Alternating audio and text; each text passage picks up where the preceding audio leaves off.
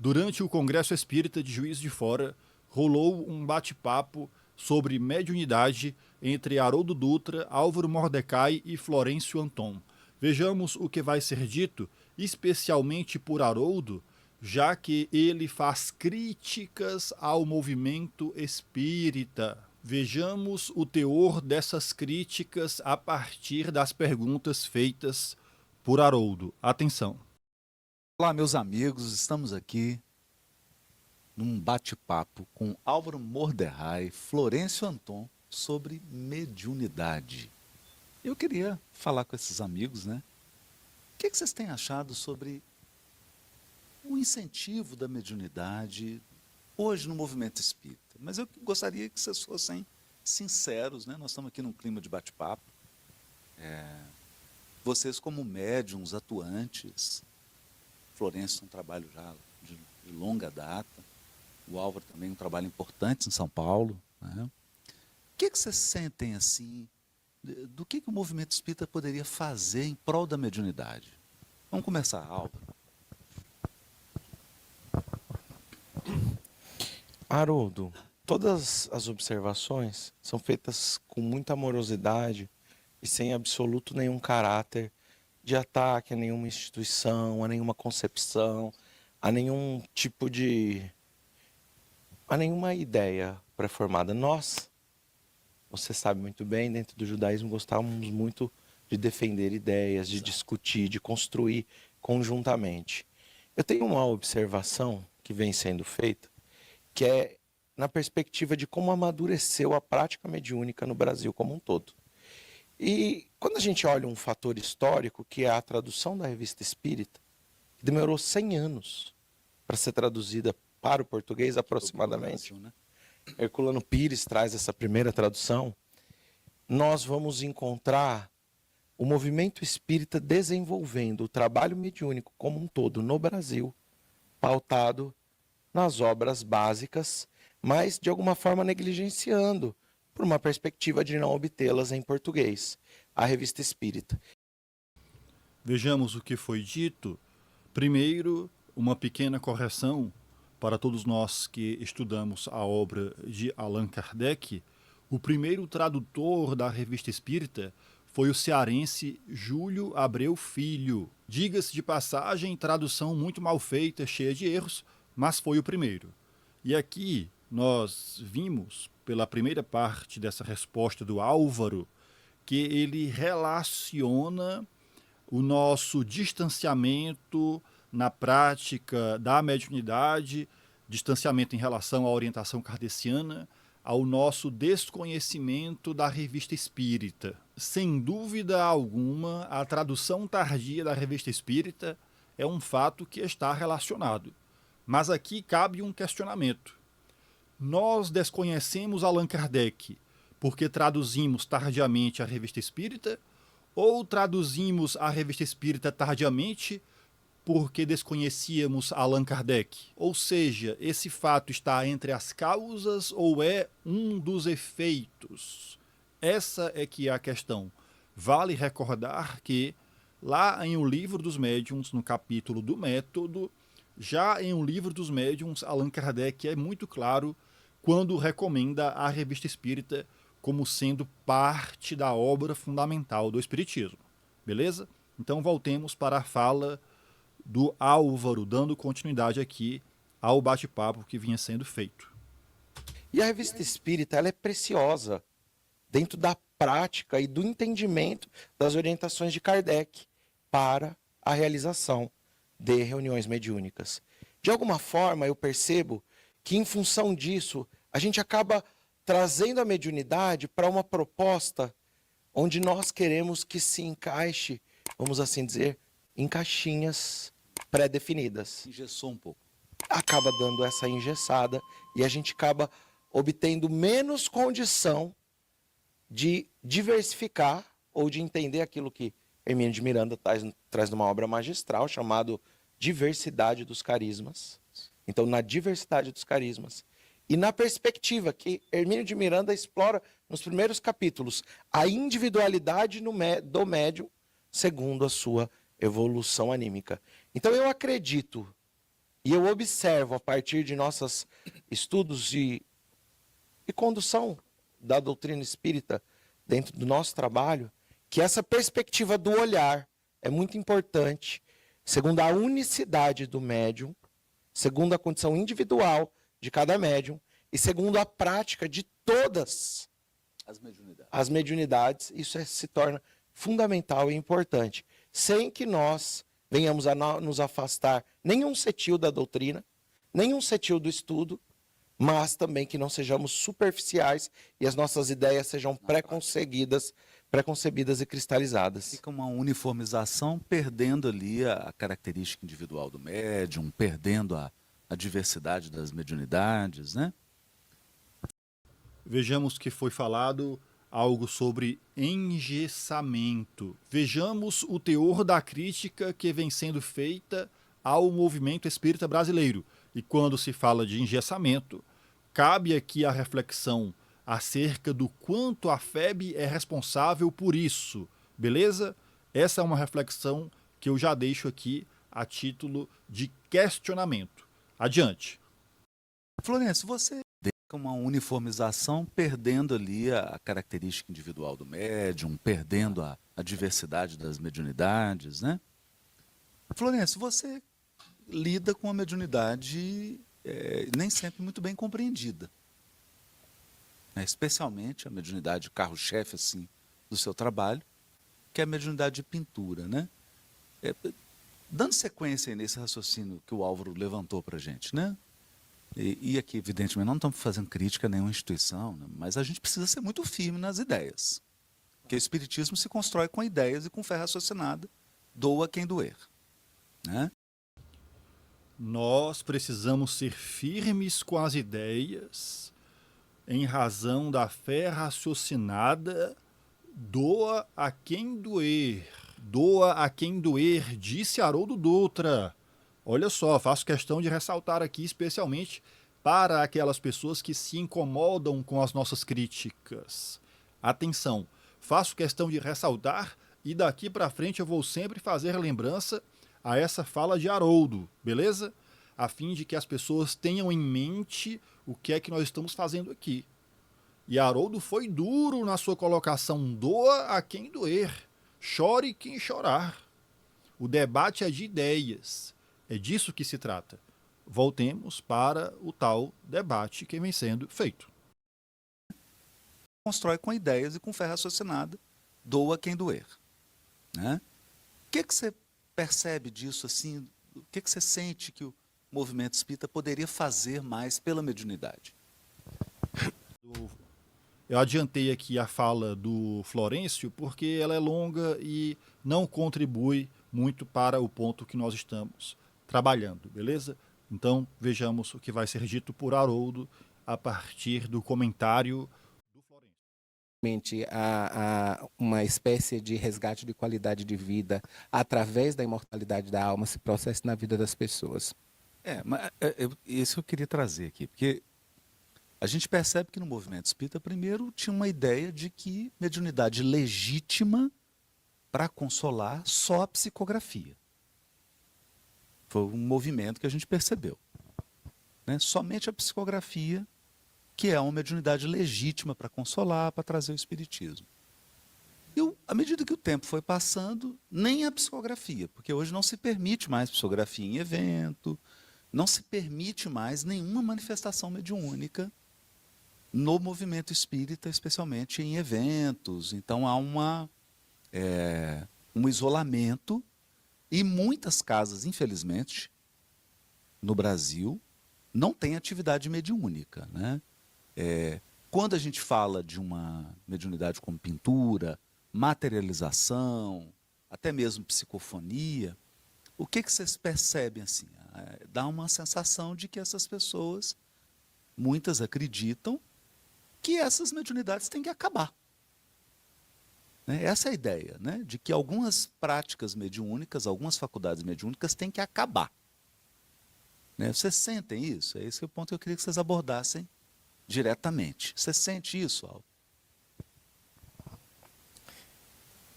De alguma forma, a gente sente que existe, sim, um grande preconceito contra algumas práticas mediúnicas, e aí a gente pode colocar a psicopictografia, que é uma prática exercida pelo Florencio. Então eu posso dizer com experiência própria, pois eu sou judeu, meu pai tem uma grande dificuldade com de 10 anos. Eu estou avançando porque os comentários principais são os do Haroldo. E inclusive porque o Haroldo é o mais famoso dos três, portanto, exerce mais influência no movimento, e esse é um ponto importante que é preciso levar em consideração, beleza? Mas deixa eu prosseguir aqui avançando na resposta do Álvaro. O medo de que a mediunidade fique apenas no fenômeno e que o médium e as pessoas que assistem não tenham uma prática moral, não tenham um aprofundamento do estudo, trouxe uma solução imediatista e superficial, que foi eliminar o fenômeno, é isso? Vejamos que Haroldo ele faz comentários que embasam suas perguntas. Isto que ele acabou de descrever é a falácia do perigo que nós já apontamos aqui algumas vezes, especialmente quando se fala de evocação. Esse é um dos principais argumentos utilizados, afinal de contas é muito perigoso. Aliás, é a mesma falácia que é utilizada quando se indica a prática das reuniões familiares e das reuniões íntimas, conforme Allan Kardec orientava, e nós encontramos essa orientação e essa prática amplamente difundida na Revista Espírita. Não, não pode, porque é perigoso. Sob pena dos possíveis prejuízos, é melhor se abster dessas práticas. É esse o argumento, inclusive já colocado por Haroldo em outros vídeos que nós já vimos aqui. Vejamos o comentário deles. Adiante. Fundamento do estudo trouxe uma solução imediatista e superficial, que foi eliminar o fenômeno, é isso? Exatamente isso. A gente fala assim, bom, se tem o risco de uma infecção mediante uma cirurgia, não vamos fazer cirurgia. Não vamos fazer a cirurgia em todo ninguém. mundo morrer. Seria como se estivéssemos sob essa perspectiva. É isso, Florencio, você sente isso? O que é interessante eles comentarem isso dessa forma, especialmente o Haroldo, como eu disse, é a principal figura de maior destaque e de maior relevância. Tudo isto que é colocado é dito como se eles não tivessem, especialmente o Haroldo, contribuído para esse estado de coisas, para essa cultura espírita descolada de Allan Kardec. E como nós vamos ver mais adiante, o espírito André Luiz tem grande responsabilidade nisso. Espírito André Luiz que é amplamente divulgado por Haroldo. Vejamos o que vai ser dito, não pelo Florencio, eu vou avançar novamente aqui a resposta dele, eu quero colocar já o último comentário de Haroldo. Deixa eu aprontar aqui para a gente ver a parte final da fala do Haroldo, ainda em relação a essas questões. Não teria tido, por exemplo, a penetrabilidade na história de vida daquela pessoa. Esse é um ponto que eu queria trazer para vocês aqui, porque me parece que nós adotamos uma postura um pouco vaidosa em relação à mediunidade, achando que o fenômeno depende somente de nós encarnados. E nós sabemos que doutrina espírita é intercâmbio entre o mundo espiritual e o mundo corporal. Sabemos também que, de ordinário, os espíritos que nos dirigem. Então, o fenômeno mediúnico, ele é em grande parte dirigido pela espiritualidade e não pelo encarnado. Quer dizer, a maior parte do fenômeno não está sob o controle do médium. O Chico dizia isso de uma maneira muito mineira e gostosa, né? O telefone toca de lá para cá. A sensação que nos dá hoje é que o movimento espírita criou uma espécie de protocolo em que os espíritos têm que se submeter a práticas gerenciais, a dirigentes, a ideias de encarnados. Então, o que me parece que é um movimento espírita que quer submeter os espíritos, né? Os espíritos têm que obedecer regras de instituições encarnadas.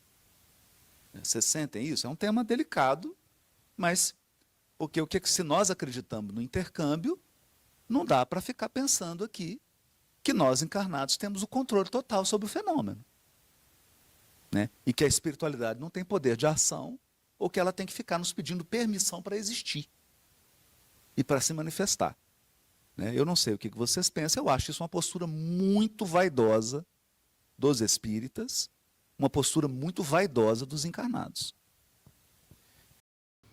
Vejamos o comentário de Haroldo Dutra relativo ao movimento espírita brasileiro a partir da exacerbação do aspecto religioso que aqui foi desenvolvido. Que foi desenvolvido e vem sendo mantido a partir da atuação de grandes influenciadores, assim como Haroldo Dutra. De maneira que essas críticas que ele faz ao movimento espírita são críticas que respingam nele, uma vez que possui grande poder de influência e de mobilização dentro desse movimento. Basta ver os conteúdos por ele desenvolvidos em seu canal espírita. As obras de André Luiz têm enorme destaque, como nós já vimos aqui, inúmeras falas suas ressaltando o conteúdo trazido por esse espírito. As opiniões desse espírito são divulgadas como sendo obras complementares da doutrina espírita. E Haroldo é um entusiasta desse material. Ora, então, tudo o que ele diz aqui em relação ao movimento também lhe cabe como uma espécie de autocrítica. Nesse sentido, podemos nos valer da ideia de Álvaro em relação ao conhecimento da Revista Espírita. Quantas vezes o pensamento e a orientação de Allan Kardec são levados em consideração a partir de estudos dedicados à Revista Espírita, feitos por esses palestrantes? Quase não há. Em compensação, quais são as obras que são sempre divulgadas e aprofundadas? O que foi escrito por André Luiz. Essas supostas obras complementares foram responsáveis e são responsáveis pelo estado atual de coisas. Obras essas que foram e que vêm sendo divulgadas sem questionamento, inclusive porque nunca foram submetidas a controle. É muito curioso ver Haroldo fazer críticas ao status quo como se ele não fizesse parte dele. É muito interessante observar isso. Para encerrar, vejamos alguns trechos da obra Conduta Espírita. A partir dessa leitura, observemos se o que consta aqui não é algo que, de certa forma, definiu em grande parte a cultura espírita atual. Essa cultura espírita descolada de Allan Kardec. Inclusive, Haroldo fez menção aí a uma espécie de mantra desse movimento espírita, que é a ideia de que o telefone só toca de lá para cá. Vejamos o que é dito pelo espírito André Luiz. Olha só, deixa eu aprontar aqui. Coibir-se de evocar a presença de determinada entidade no curso das sessões, aceitando sem exigência os ditames da esfera superior no que tange ao bem geral. Vejamos como essas ideias regem o pensamento espírita atual. Olha só, deixa eu avançar aqui. Item 24. Sustar múltiplas manifestações psicofônicas ao mesmo tempo. Nos recordemos do que colocamos recentemente em relação a essa dinâmica própria das reuniões voltadas para o resgate, para o socorro. Nessas reuniões, qual é a mediunidade que é sempre estimulada a psicofonia? Pois bem, sustar múltiplas manifestações psicofônicas ao mesmo tempo, no sentido de preservar a harmonia da sessão, atendendo a cada caso por sua vez, em ambiente de concórdia e serenidade. Como a lógica é a lógica do atendimento, olha só o que é dito: suprir indagações no trato com as entidades infortunadas, nem sempre em dia com a própria memória. como acontece a qualquer doente grave encarnado, a enfermagem imediata dispensa interrogatório. Ah, Rafael, mas isso daí diz respeito aos espíritos inferiores. Com certeza, em outra parte da obra, o André Luiz, ele estimula o questionamento, as perguntas dirigidas aos espíritos superiores. Não há nada nesse sentido. Por quê? Porque o questionamento vem no escopo do estudo. E André Luiz, ele não estimula a prática espírita embasada em Allan Kardec, na postura kardeciana. Não é disso que se trata. É uma outra mentalidade, é outra dinâmica que é estimulada aqui. Nesse sentido, o que é dito aqui, novamente a ideia de que não se pode evocar, abolir a prática da invocação nominal dessa ou daquela entidade. Abolir a prática da evocação ou da invocação em razão dos inconvenientes e da desnecessidade de tal procedimento em nossos dias.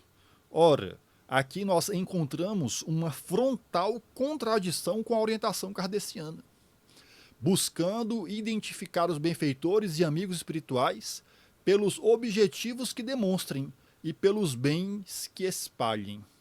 Então a análise das comunicações resta prejudicada, porque nessa análise, segundo a orientação kardeciana, subentende-se a necessidade das evocações e, portanto, das questões, dos questionamentos, porque se trata de um estudo, de um aprofundamento em relação àquilo que os espíritos dizem. É a partir dessa dinâmica orientada por Allan Kardec que nós iremos construir uma relação de confiança em relação aos espíritos que nos assistem. Mas aqui se abre mão disso. Por quê? Porque não se pode evocar os espíritos. Adiante é dito o seguinte: conduzir as possibilidades de divulgação do espiritismo em qualquer setor no trabalho da evangelização. Atenção para essa ideia. No trabalho da evangelização, conferindo-lhe preferência sobre a ação do fenômeno, fenomenológica. Ora, qual foi a ideia criticada lá pelo debate na roda de conversa? A ideia de que a época dos fenômenos já passou. Nesse sentido, qual é a preferência que é dada? Ao trabalho de evangelização. E nós já apontamos aqui em outras oportunidades o quanto é bastante conveniente essa ideia de evangelho, como é colocada pelo movimento espírita. Uma ideia de evangelho descolada da filosofia espírita. Vejamos, para encerrar, perante a doutrina, lá no item perante a doutrina, é dito apagar as discussões estéreis, esquivando-se a criação de embaraços que prejudiquem o desenvolvimento sadio da doutrina espírita, o desenvolvimento sadio da obra doutrinária, melhor dizendo. Apagar as discussões estéreis. Quais são as discussões estéreis? Aquelas que, por exemplo, ressaltam essas contradições presentes na obra de André Luiz. Essa cultura religiosa que não lida bem com a crítica, pouco afeita ao debate, ela está fundamentada em orientações como essas, que não recomendam a discussão, porque consideradas inúteis discussões, quando Allan Kardec nos incentivava a polêmica relativa aos princípios espíritas. Beleza?